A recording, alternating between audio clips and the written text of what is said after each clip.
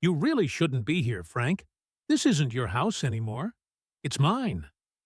That's what my son-in-law, Eric, said to me last Sunday evening while carving into a roast I had paid for, in the very dining room I had built with my own two hands 25 years ago. He didn't even look me in the eyes when he said it. Just smirked, with his hand resting possessively on my daughter's shoulder, like he had conquered something that once belonged to me.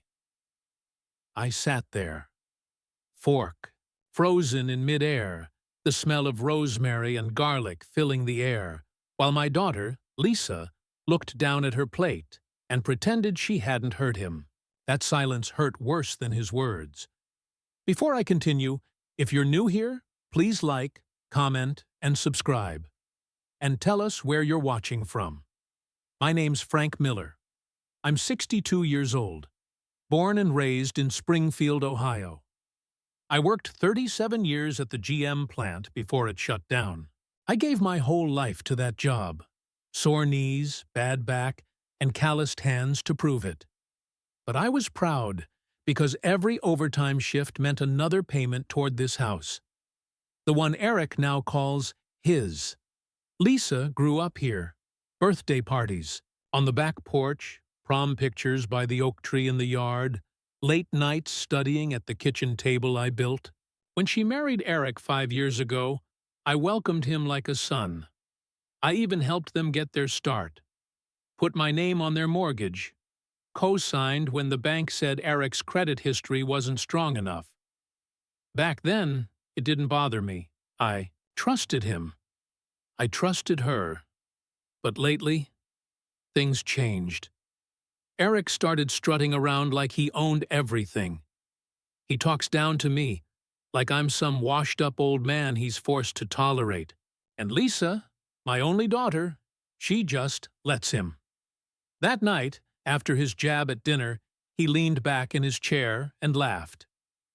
You know, Frank, maybe you should think about downsizing. Retirement communities are nice. Shuffleboard, bingo. People your age seem to like that sort of thing. Everyone laughed, except me. I looked at Lisa. She didn't laugh, but she didn't stop him either. And that silence. It was the loudest thing in the room. The food turned to ash in my mouth. My throat tightened, but I forced myself to swallow. I remembered the stack of mortgage papers locked away in my desk drawer. My name wasn't just on those papers, it was first. Eric never knew the terms the way I did. He thought his payments alone kept that roof over their heads. He had no idea how much I was still covering every single month, quietly, just to keep them afloat. And as I sat there, staring at the man who dared mock me in my own house, something in me hardened. Eric thought he'd already won. He thought I was just a guest at his table, a relic sitting in the corner, waiting to fade away. But he was wrong. Dead wrong, because I still had one card left to play, and when I laid it down, his whole world would come crashing down around him. Eric poured himself a glass of wine that night like he was king of the castle. He leaned back in his chair, swirling the red liquid as if he'd earned it.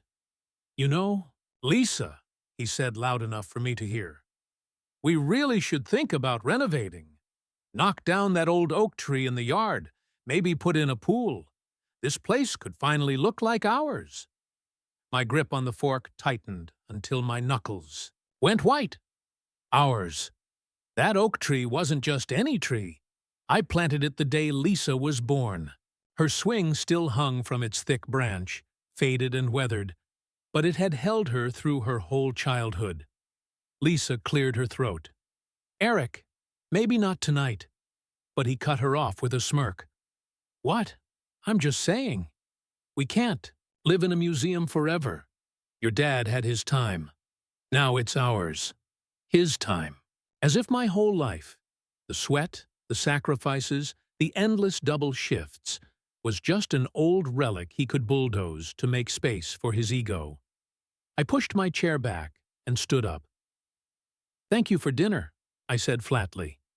My voice was steady, but inside I was shaking. Not from fear, from anger. Eric chuckled.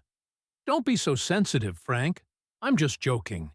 You know we appreciate everything you've done. But I knew the truth.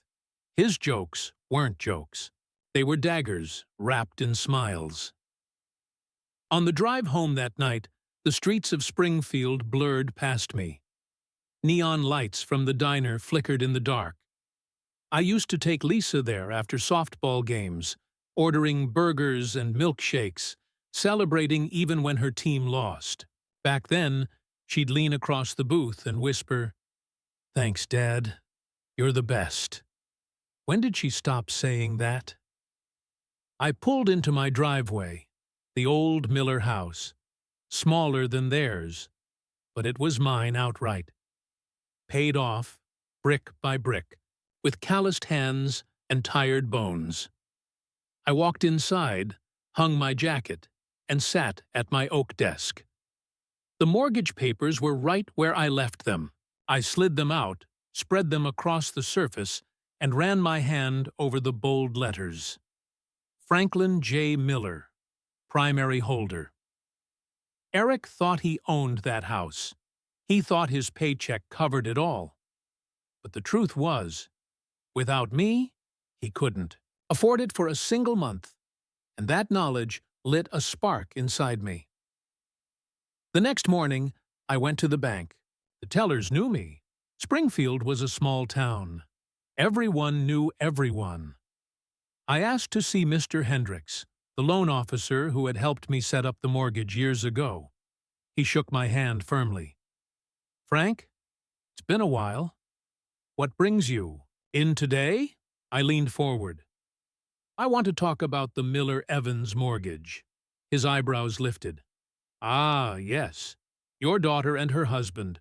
Still in good standing, thanks to you. Thanks to me?" "Exactly. What would happen," I asked slowly, "if I stopped contributing?"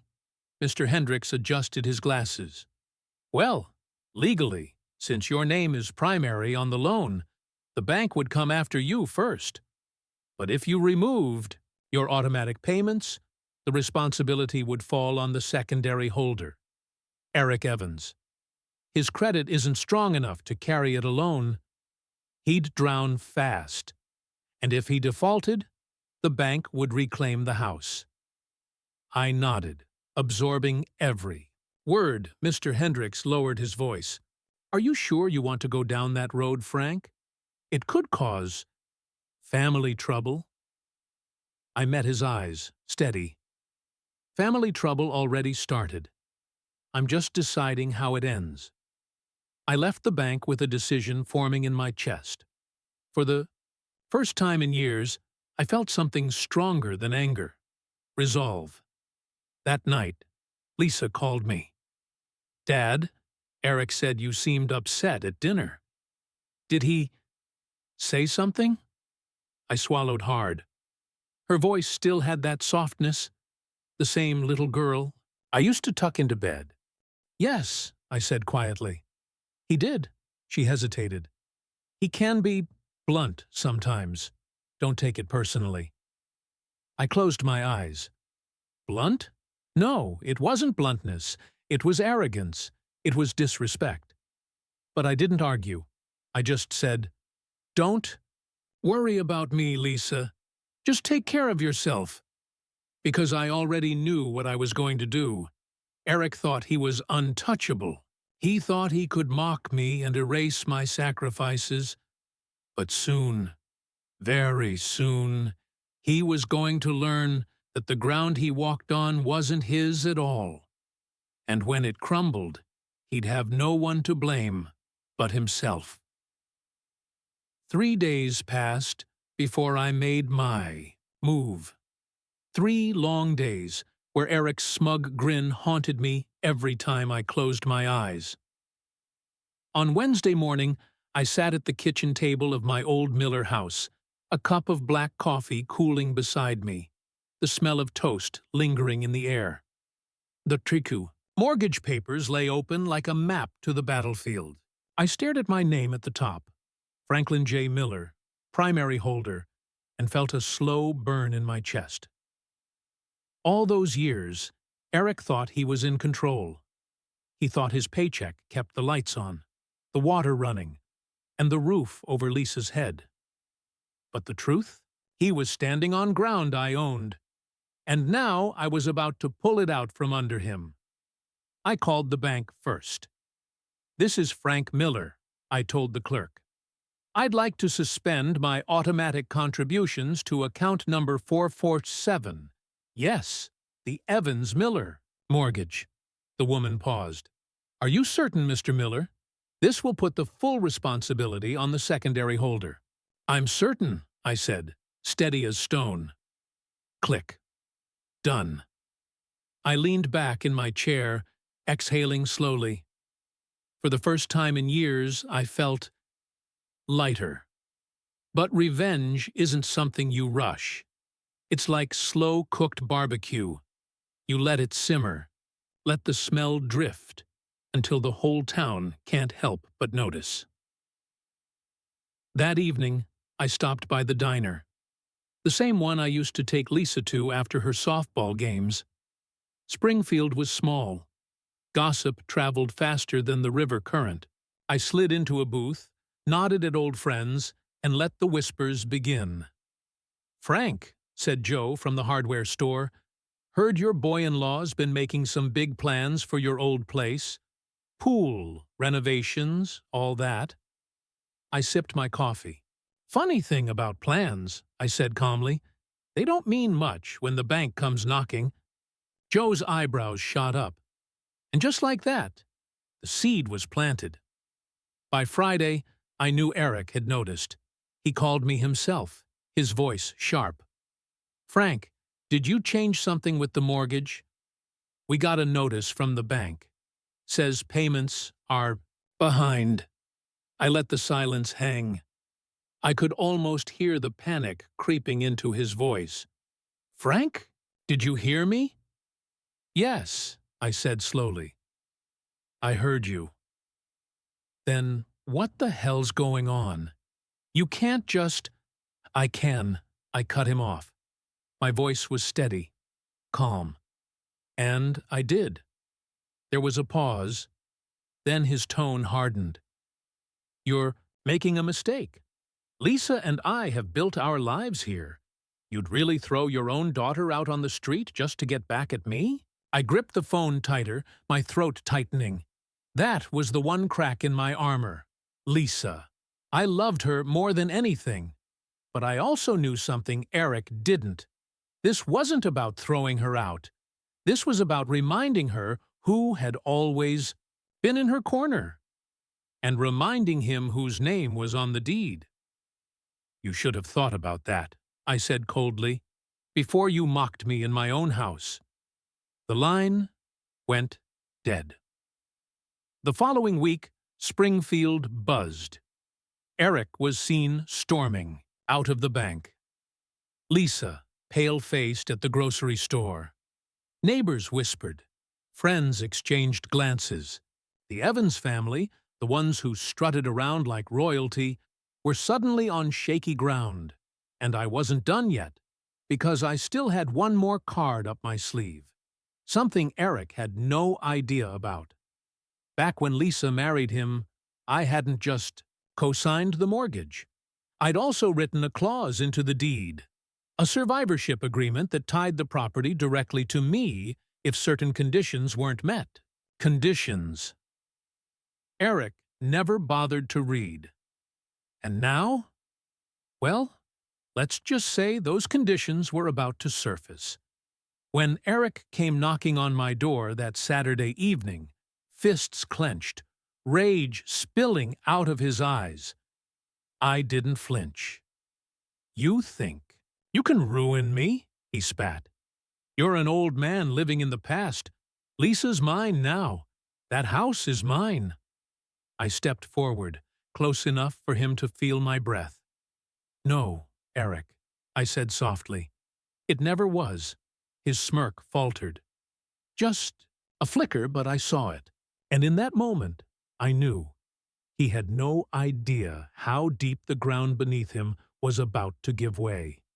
Springfield was the kind of town where everyone knew your business. By the time the second mortgage notice hit Eric's mailbox, whispers had already reached the church pews and the barber shop. Folks who once nodded politely at him now gave sidelong glances, smirks tucked into the corners of their mouths. I could feel it building.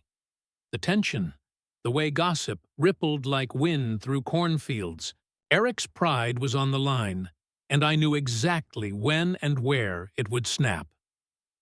It was Sunday. Church potluck at First Baptist, a tradition older than me. Long folding tables stretched with potato salad, fried chicken, green bean casserole. Everyone gathered after service, eating, laughing, catching up. Eric strutted in late, Lisa trailing behind him, her smile tight. He tried to act confident, shaking hands, clapping shoulders, but his eyes darted, quick and sharp, like a man waiting for a punch that never comes. I sat near the center, a paper plate in front of me. The smell of fried chicken filled the air, and then, like a storm cloud rolling in, I saw Mr. Hendricks, the high bank officer, walk through the door. Eric's face went pale. Mr. Hendricks never came to potlucks, not unless there was business too big to keep behind closed doors. He walked straight to Eric. "Mr. Evans," his voice carried across the fellowship hall, "I need to speak with you about your property." The room went quiet. Forks hovered midair. Kids stopped running. Eric stammered, Now? Here?" "Yes," Hendricks said firmly. "You've missed your payments. Without Mr. Miller's contributions, your account is delinquent. Foreclosure proceedings will begin within 30 days if the balance isn't paid in full." A gasp rippled through the crowd. Eric's voice cracked. "That's impossible. I make good money." "But not enough." Hendricks cut him off. "Your credit history disqualifies you from refinancing. Without your father-in-law, the property isn't sustainable." Lisa's eyes welled with tears. She looked at me from across the room, searching my face. Eric, red-faced and desperate, turned on me. His voice boomed, echoing off the church walls. "You did this, you old bastard! You're trying to ruin us!" All eyes turned to me. The weight of the town pressed down, waiting for my response. I stood slowly, my chair scraping the linoleum floor. My voice was calm, steady, deliberate. "Ruined," I said softly. "No, Eric. I built that house. I kept it standing when you couldn't. Every month, every year. You lived under my roof because of me. And you mocked me. You spit on the very hands that carried you." Whispers rippled through the crowd. Eric tried to interrupt, but I raised my hand. "You said it was yours. You said I didn't belong. But here's the truth. Without me, you have nothing. And soon, everyone will see it." Silence. Heavy, suffocating silence. Lisa covered her mouth with her hand. Tears streamed down her cheeks.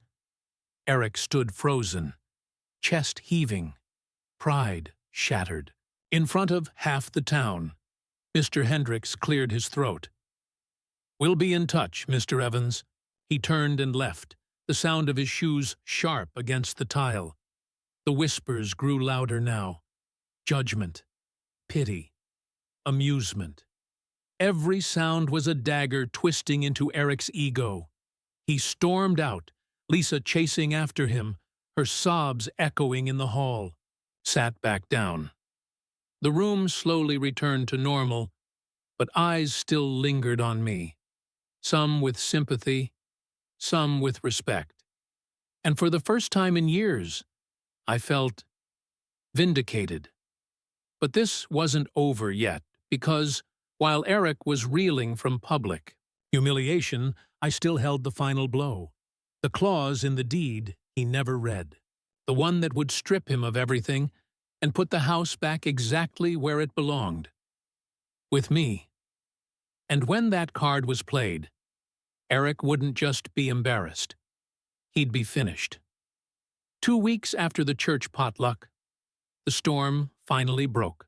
Was at the Miller house, sitting by the window with a cup of coffee, when I saw Eric's black SUV pull into my driveway. The tires crunched hard against the gravel, like he meant to leave marks behind. Lisa sat in the passenger seat, her face pale and distant. The knock on my door rattled the frame. "Open up, Frank," Eric barked. "We need to talk." I didn't. Rush. I set my cup down, stood, and opened the door with deliberate calm. Eric shoved a paper toward me. A foreclosure notice, the bank's stamp across the top. His eyes burned. "You think you've won? You think you can just throw us out?" Lisa and we're not going anywhere. Lisa's voice cracked. "Dad, please, tell me this isn't true." I looked at her, not him. "It's true, sweetheart, but not the way he's telling it." Eric sneered. "You heartless old man. She's your daughter. You'd do this to her just to get back at me?" I stepped outside, the autumn air sharp and cool. Leaves rustled in the oak tree above us, the one Eric once threatened to cut down. "You know what your problem is, Eric?" I said evenly. "You never bothered to read what you signed. You thought you were clever, but you didn't see the safety net I built for Lisa. This house, it was never yours." He blinked. "What the hell are you talking about?" I pulled a folder from under my arm. The deed, the clause I'd kept quiet about for 5 years. I opened it, pointing at the line he'd skipped over. "See this? Survivorship clause. If payments lapse, ownership reverts to the primary holder. Me, not you. Never you." His face drained of color. Lisa's eyes widened as she read it herself. Her lips trembled. "Dad, is this true? Does that mean—" "Yes," I said softly. "It means the house is mine again, and you'll never have to worry about being tied down by his arrogance. You and the kids will always have a place here." Eric exploded. "This is bull! You can't just—" "I can," I interrupted, my voice firm. "And I did, and now the bank will honor it. You've got 30 days to pack up your things." Once Eric had no comeback. His jaw worked, fists clenched, but the fight had drained out of him. He turned to Lisa. "You're not seriously going along with this, are you? You're my wife." Lisa finally looked him in the eye, and for the first time her voice was stronger than his. "No, Eric. I'm his daughter, and I'm done letting you drag me down." She stepped back toward me, and just like that, the fight was over. Eric stormed off to the SUV, slamming the door so hard the windows shook. He peeled out of the driveway, dust rising in his wake. And in that cloud, so went his pride, his illusions, and his claim to a life he never built. Lisa stood beside me, tears streaking her cheeks. "Dad, I didn't know. I thought—" I pulled her close, my voice breaking for the first time. "I know, sweetheart. You didn't have to know. I just needed you to remember who's always been in your corner." The oak tree above us creaked in the breeze, its branches stretching wide. The same tree where Lisa once swung as a little girl, laughing into the summer air. Now, it stood as a reminder. Roots matter. Legacy matters. And no matter how hard Eric tried, he couldn't cut those down. In the end, he lost everything. Money, house, respect. And me? I didn't just get my home back. I got my daughter back, and that was worth more than any deed or mortgage. What do you think, folks? Did Eric get the justice he deserved? Tell us your thoughts in the comments. And don't forget to like, share, and subscribe for more stories like this one.